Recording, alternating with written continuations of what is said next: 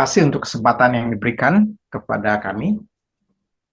Malam hari ini kita berbicara topik tentang di belakang memberi dorongan. Next please. Salah satu masalah besar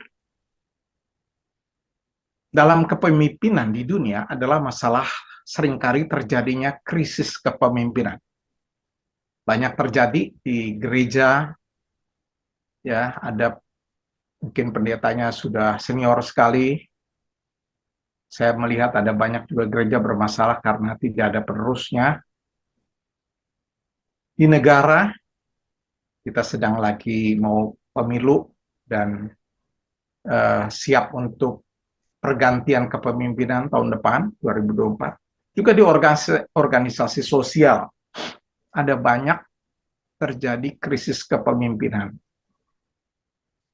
Banyak pemimpin hanya fokus pada tugasnya selama dia memimpin. Dan kurang peduli akan kader atau penerusnya selanjutnya. Jadi ada banyak pemimpin yang fokus sekali dengan tugasnya dan lupa bahwa dia harus juga mempersiapkan pemimpin atau kader yang akan meneruskan misinya berikutnya. Mengapa masalah ini bisa terjadi? Ini terjadi di mana-mana, termasuk di pelayanan, juga di pelayanan para gereja juga banyak masalah. Bagaimana seorang bisa memimpin suatu organisasi atau pelayanan atau misi bisa mendorong kadernya dari belakang agar muncul kader-kader yang baru untuk melanjutkan misinya. Ini penting sekali dibicarakan oleh kita, termasuk misalnya saya ini usia saya juga sudah lansia, lanjut usia, dan ini penting buat kita yang sudah senior, tapi juga ketika saudara masih muda juga harus mempunyai pola pikir yang sama, yang benar, bahwa memimpin sesuatu bukan hanya fokus pada tugas pada saat itu, tetapi mempersiapkan penerusnya, supaya kegerakan, sustainability itu terjadi ke depan. Bukan berhenti pada saat kita memimpin. Next please. Nah, kita lihat dari firman Tuhan sebagai dasarnya dari Keluaran pasal 17 ayat 8 sampai 16 demikian. Lalu datanglah orang Amalek dan berperang melawan orang Israel di Rafidin. Musa berkata kepada Yosua, "Pilihlah orang-orang bagi kita, lalu keluarlah berperang melawan orang Amalek.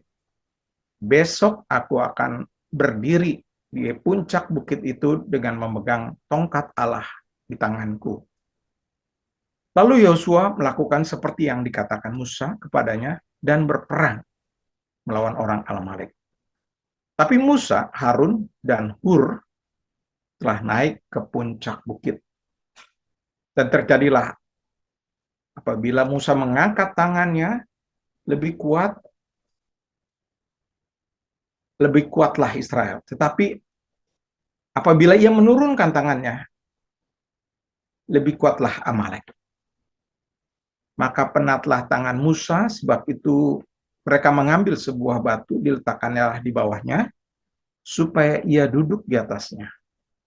Harun dan Hur menopang kedua belah tangannya, seorang di sisi satu, seorang di sisi yang lain. Sehingga tangannya tidak bergerak sampai matahari terbenam. Demikianlah Yosua mengalahkan Amalek dan rakyatnya dengan mata pedang. Kemudian berfirmanlah Tuhan kepada Musa, "Tuliskanlah semuanya ini dalam sebuah kitab sebagai tanda peringatan. Dan ingatkanlah ke telinga Yosua bahwa aku akan menghapuskan sama sekali ingatan kepada Amalek dari kolong langit." Lalu Musa mendirikan sebuah mezbah dan menamainya Tuhanlah panji-panjiku. Ia berkata, tangan di atas panji-panji Tuhan. Tuhan berperang melawan Amalek turun-temurun. Demikian firman Tuhan. Sebagai latar belakang dari apa yang kita bacakan, ini adalah orang Israel yang dalam perbudakan di Mesir dipimpin oleh Musa keluar dengan mujizat Allah yang begitu ajaib, dahsyat. Dan ketika keluar dari Mesir pun, Musa memimpin orang Israel ke padang gurun, dan berbagai-bagai mujizat terjadi. Kalau kita lihat bahwa Laut Merah dibelah ketika mereka dikejar, Tuhan memberi mereka juga tuntunan dengan tiang awan, tiang api. Tuhan memperlengkapi mereka, memberikan mana, makanan, juga air. Ada banyak mujizat yang terjadi di bawah kepemimpinan Musa. Tapi di tempat ini sekarang kita melihat dalam bacaan kita, Musa yang sudah melakukan banyak mujizat dan memimpin orang Israel, dia kemudian memberi kesempatan pertama kepada Yosua. Yosua adalah orang yang masih muda dan kader yang akan memimpin selanjutnya menggantikan Musa. Musa memberikan kesempatan ketika orang Israel berperang lawan bangsa Amalek.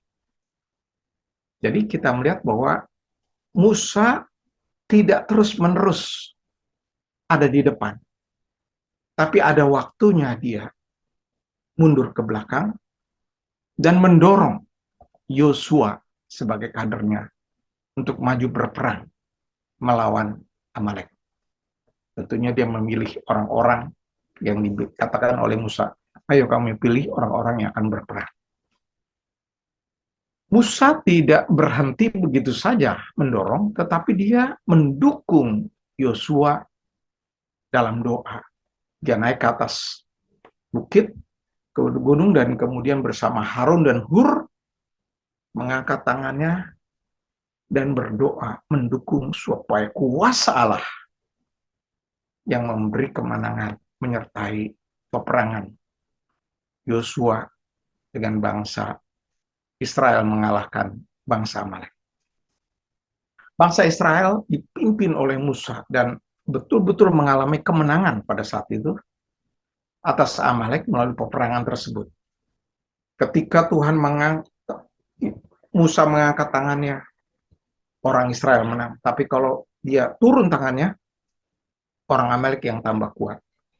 Maka Musa terus mempertahankan, mendukung dalam doa supaya dia tidak lelah, supaya Yosua memenangi peperangan. Dan itu terjadi sungguh-sungguh. Musa mendukung dari belakang, Yosua maju ke depan berperang. Tapi kuasa Tuhan yang memberikan kemenangan atas orang Israel. Dan kita melihat di dalam selanjutnya, di dalam Keluaran berikutnya, bahwa setelah Musa wafat, Yosua lah yang menggantikan kepemimpinan bangsa Israel.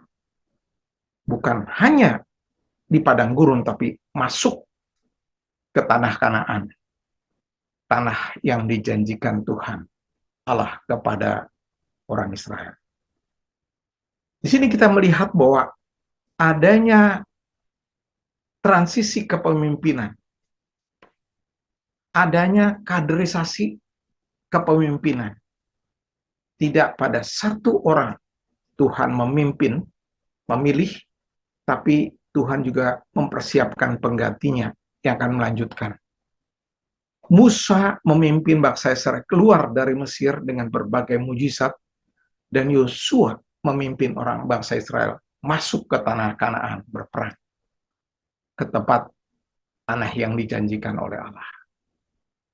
Kita melihat di sini bahwa ini pola yang Tuhan berikan kepemimpinan kepada umatnya. Mari kita lihat lanjutnya adalah aplikasi kita dalam penerapannya. Next please.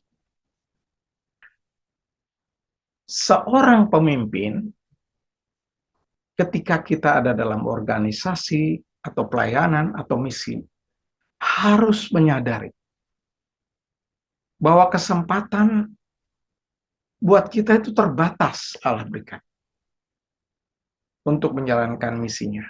Allah akan memilih orang-orang tertentu pada generasinya, pada masanya. Kita harus menyadari betul bahwa ada waktu yang terbatas. Tuhan akan memakai orang pada generasinya, pada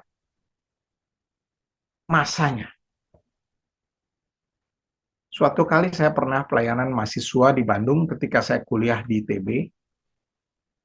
Dan waktu itu, dalam pelayanan mahasiswa, sebagian besar yang melayani adalah pria, termasuk saya dan teman-teman waktu tahun 70-an. Dan ternyata kami merasa kesulitan karena ada banyak orang yang mau dijangkau dengan Injil dan kita mau memuridkan, mau membina mereka dengan pemahaman Alkitab dan sebagainya, persoalan doa. Banyak wanita dari kampus-kampus yang mau mengikutinya. Kami tidak punya pelayan-pelayan yang wanita. Betul-betul kami diingatkan oleh Tuhan seperti Musa ini. Betul-betul kami harap ya, kami ke Lembang, ke atas gunung batu. Di atas gunung batu itulah kami berdoa buat kota Bandung. Angkat tangan kepada Tuhan. Tuhan kasihani Tuhan. Pelayanan ini membutuhkan wanita yang menjadi pelayan. Ajaib, saudara-saudara yang kekasih, memang Tuhan menjawab doa itu. Tahun-tahun berikutnya ada banyak orang, wanita-wanita yang menyerahkan diri untuk melayani. Dan banyak orang yang bisa dijangkau dengan wanita-wanita yang memimpin di persekutuan. Kepemimpinan itu ada masanya. Ada masanya juga harus disadari bahwa kepemimpinan akan berhasil bukan pada waktu dia hanya memimpin, tapi ketika dia sudah tidak ada di tempat itu, maka diharapkan kegerakan itu, organisasi itu, atau misi itu semakin maju. Bukannya orang mengatakan, waktu zaman kepemimpinan saya maju, sekarang kok nggak maju. Oh, itu tandanya kepemimpinan dia gagal. Kepemimpinan yang berhasil justru ketika dia sudah melakukan bagiannya, tugasnya, dia mempersiapkan orang yang untuk melanjutkannya, dan bahkan lebih besar dan lebih baik, lebih bagus organisasi atau kegerakan atau misinya ke depan. Itu pemimpin yang berhasil. Seperti halnya Musa. Saya pernah, saudara, waktu suatu kali ke ke Israel dan dibawa ke atas gunung yang waktu itu bukit di mana Musa terakhir. Musa hanya melihat kanan dari jarak jauh. Tuhan bilang kamu nggak perlu masuk, jadi kamu nggak masuk. Yosua nanti akan masuk. Saya betul-betul sedih dan kemudian air mata keluar dari mata saya. Tuhan, sian ya, Musa hanya bisa membawa orang Israel keluar dari Mesir, tapi dia tidak ikut masuk ke Kanaan. Tapi Tuhan mengingatkan saya, itulah kepemimpinan yang ada batasnya. Ada waktunya Musa memimpin, ada waktunya kadernya akan melanjutkan. Musa memimpin keluar dari Mesir, Yosua memimpin bangsa Israel masuk ke Kanaan. Musa berhasil memimpin bangsa Israel. Dia pemimpin yang besar di hadapan Tuhan. Pemimpin tidak perlu menjadi pahlawan kesiangan. Apa maksudnya? Ada banyak orang yang merasa bahwa kalau tidak ada, bahwa tidak tidak ada yang bisa menggantikan dia di lingkungannya, maka dia bercokol terus. Dia ada di situ terus padahal tidak pada tempatnya lagi. Ada banyak orang merasa seperti pahlawan kesiangan. Karena merasakan tidak ada yang bisa menggantikan tugas atau peranannya yang begitu penting. Tuhan tidak ingin hal itu. Tuhan ingin ada kaderisasi, ada pemuritan, ada orang yang menggantikan pemimpin di suatu tempat. Ada keterbatasan waktu, seorang pemimpin akan memimpin pada masanya. Masa yang akan datang akan dipimpin dengan generasi penerusnya. Justru pemimpin harus mempersiapkan kader-kadernya, murid-muridnya yang akan menggantikannya kelak. Caranya bagaimana? Seperti Musa. Yang pertama kali Musa akan memimpin dan melakukan mujizat yang Tuhan suruh dia kerjakan. Yosua pasti melihat bagaimana Musa memimpin bangsa Israel. Dia melihat bagaimana contoh teladan daripada Musa memimpin orang Israel. Tetapi ada waktunya juga Musa menarik diri ke belakang dan mendorong Yosua, memberi kesempatan untuk menggantikannya. Harus ada rasa kerelaan dari seorang pemimpin. Harus ada kesadaran bahwa Tuhan ingin, polanya yang Tuhan kembangkan adalah selalu adanya pemuritan, kaderisasi. Saya baru-baru ini diingatkan Tuhan ketika saya waktu pandemi kemarin, saya kena serangan jantung dan harus dioperasi bypass jantung saya ini. Dan kemudian setelah itu di bypass ternyata diperiksa, saya periksa jantung saya dibilang dalam kondisi yang 100% normal kembali. Pertanyaan saya kepada Tuhan langsung, Tuhan, kalau Tuhan kasih kesempatan saya masih hidup pasca pandemi, what will I do? What shall I do, Lord? Apa yang Tuhan mau saya kerjakan? Karena bukan lagi masanya saya lagi untuk ada di kepemimpinan, tapi harus ada orang-orang yang melanjutkan kegerakan. Dalam pelayanan, saya memimpin kelompok pemuritan yang sampai hari ini juga saya lanjutkan. Dalam bidang energi, di tempat profesi saya yang saya juga ada di dalamnya, saya punya kelompok yang saya persiapkan. Dan saya membina mereka dalam bidang energi, profesional energi. Yang menarik juga yang terakhir, Tuhan kasih beban saya untuk mempersiapkan orang-orang Kristen untuk masuk dalam dunia politik. Dan mereka sekarang menjadi calon-calon legislatif yang ada di daerah-daerah. Mereka semangat dan saya mendorong mereka, memotivasi mereka, dan kita perlu untuk mendorong dan memotivasi mereka, memberikan inspirasi dan mendoakan mereka tiap hari. Karena Tuhanlah yang akan memimpin mereka, menguatkan dan memberi semangat. Jadi meskipun orangnya pada jauh-jauh di seluruh Indonesia, kita doakan. Bersyukurlah ada Zoom, kita bisa telepon, kita bisa WA, kita bisa menginspirasi mereka yang masih muda. Kita bisa mendorong mereka, memotivasi, memberi semangat. Itu yang Tuhan inginkan. Supaya misi Tuhan ke depan makin besar, makin gencar, makin maju. Itulah yang Tuhan inginkan. Bukan ketika waktu kita saja untuk melakukannya, tapi setelah kita, nanti setelah Tuhan panggil saya dari dunia ini ke surga, ada banyak orang nanti saya berharap melanjutkan misi yang Tuhan percayakan. Dan sebagai penutup, next please.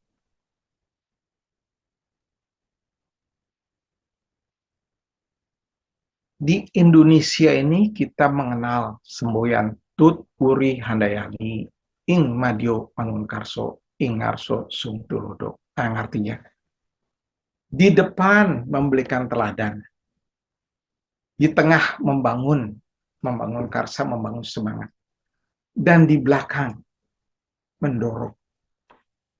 Ini Ki Hajar Dewantara. Ya. Jadi ada waktunya kita itu di depan memimpin dan harus memberi teladan. Kalau memimpin tidak memberi teladan, nggak akan ada yang bisa menurut. Kita harus bisa memberikan teladan. Tuhan Yesus memberi teladan bagaimana hidup murid-muridnya, anak-anaknya di dunia supaya berkemenangan. Rasul Paulus sampai mengatakan, teladanilah hidupku, contohlah hidupku. Ketika dia di depan memimpin, dia memberikan contoh, teladan. Tetapi tidak terus. Rasul Paulus juga mengkader Timotius, seperti halnya Musa mengkader Yosua. Memang polanya ada pemuritan, ada kaderisasi. Yesus juga memanggil murid-muridnya, bahkan ada di fokus pada 3, dan dia mempersiapkan ketika Tuhan meninggalkan mereka. Kegerakan pekabaran Injil semakin dahsyat di dunia, semakin menyebar ke seluruh dunia. Memang polanya Tuhan ingin di depan memberikan teladan, di tengah semangat, dan kemudian ketika di belakang dorong generasi penerus. Doakan supaya Roh Kudus memberikan terus semangat, memberikan kepada mereka inspirasi, memberikan kepada mereka hikmat untuk boleh menghadapi tantangan di zaman yang sudah berbeda dengan sebelumnya. Ketika kita sedang memimpin, apakah pemimpin itu bukan hanya presiden, saudara ya, sebagai orang tua, kita adalah pemimpin di tengah masyarakat, sebagai guru, sebagai pembina di tengah masyarakat, pengurus dari suatu organisasi dalam pelayanan, manajer di suatu perusahaan. Ingatlah akan posisi kita di belakang untuk mendorong orang lain yang akan melanjutkan ketika kita sudah tidak di situ lagi. Itu artinya kita memikirkan kelanjutan dari kegerakan, kelanjutan dari misi, kemajuan dari sesuatu organisasi, bahkan bangsa. Sesuai dengan teladan Musa yang tadi kita bahas di Perjanjian Lama. Sesuai dengan teladan Yesus. Rasul Paulus juga seperti halnya Elia kepada Elisa. Memang polanya kepemimpinan seperti itu. Di depan memberikan teladan, dan dari belakang mendorong. Supaya bisa ada kader-kader baru, pemimpin baru muncul. Pertanyaannya, apakah selama ini kita sebagai pemimpin mendorong dan mendoakan betul-betul orang lain di sekitar kita? Saya pernah juga jadi RT, ketua RT 6 tahun, 2 periode di perumahan saya ini. Tuhan ingatkan saya, bukan hanya ketika kamu jadi RT dan menghadapi waktu itu pilkada dan pilpres yang lalu, dan begitu susah dan banyak sekali kesulitan. Tapi Tuhan ingat juga, persiapkan penggantimu supaya makin baik yang ada. Maka saya mengajak orang yang lebih muda yang menggantikan saya menjadi ketua RT di tempat saya. Termasuk dalam pelayanan, termasuk dalam di gereja juga. Apakah kita selama ini memikirkan hanya tugas saya sekarang, atau kita juga memikirkan kalau saya sudah nggak di sini, atau tidak ada di sini, atau sudah dipanggil Tuhan ke surga, apakah misi itu akan berjalan lebih baik, lebih maju, apakah misi Allah lebih maju, lebih gencar, lebih baik ke depan. Mari kita minta pertolongan Roh Kudus. Supaya kita diberikan hikmat oleh Tuhan ketika kita ada di dalam sebagai pemimpin. Dan kita diberikan semangat oleh Tuhan yang masih ada untuk mendorong orang-orang di sekitar kita. Apakah di tengah lingkungan kita, apakah di gereja, apakah di PDPK, di pelayanan-pelayanan lain. Minta pertolongan Roh Kudus, hikmat, dan juga kita semangat mendoakan mereka, menyebut mereka dalam doa-doa kita. Supaya orang-orang ini akan menggantikan kita pada generasi dengan tantangan yang berbeda sekali dengan kita. Saya melihat banyak orang sekarang muda, apalagi di negeri kita Indonesia ini, akan lebih banyak anak-anak muda ketimbang orang-orang tua seperti saya ini. Kita mempunyai kesempatan untuk bonus demografi. Ada banyak orang-orang muda ke depan, di depan Bapak. Tapi kalau orang-orang muda ini tidak dibina, tidak diberikan kesempatan, tidak didorong untuk menjadi pemimpin yang baik, maka yang adanya beban bagi bangsa dan negara. Maka mari kita sebagai orang yang belajar dari firman Tuhan, dari pola yang Tuhan berikan ini, dari Musa, dari Rasul Paulus, terutama dari Tuhan Yesus. Supaya kita memuridkan, mengkader, mendorong generasi-generasi penerus untuk melanjutkan misi Allah yang Allah percayakan. Sehingga ke depan akan jauh lebih besar. Itulah doa kita. Dorong, doakan, supaya bisa lebih maju. Jangan kita egois. Bahkan tadi saya katakan untuk menjadi pahlawan kesiangan, merasa bahwa kita adalah orang yang paling penting. Tanpa kita tidak jalan. No. Tuhan memanggil dan memakai orang pada zamannya, pada generasinya. Dan setiap generasi punya peluang dan tantangannya yang unik. Demikianlah Allah dalam kerajaan Allah terus memimpin kegerakan misi Allah sampai akhirnya. Mari kita berdoa. Inside, the battle's outside.